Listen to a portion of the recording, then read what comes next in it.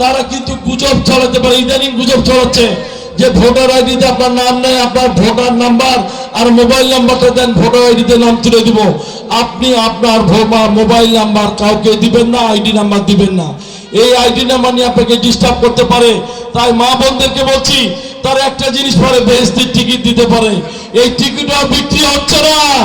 বেহেশতের ticket বেহেশত দেওয়ার মালিককে, দোজখ দেওয়ার মালিককে, স্বর্গ দেওয়ার মালিককে, নরক দেওয়ার মালিককে।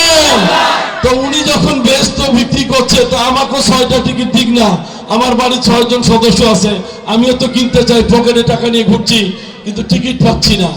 এই ভুয়া টিকিট, এরা ভুয়া, এরা ভুয়া, এরা ভুয়া, এরা সবসময় সে ভুয়া নিউজ ছড়ায়, ভুয়া তথ্য ছড়ায়। এরা বাংলাদেশে কিচ্ছু করেনি, এরা নাকি ইসলামিক দলের কথা বলে। ইনসাফের কথাই যদি হয় মা বোনেরা, তাহলে ইনসাফ কি? বাড়ির মানুষ আগে সবচাইতে সেবা ভালো পাবে, তাকে দেখতে হবে। তার আমার বাড়ি কোথায়? কাহারু নন্দীগ্রামে।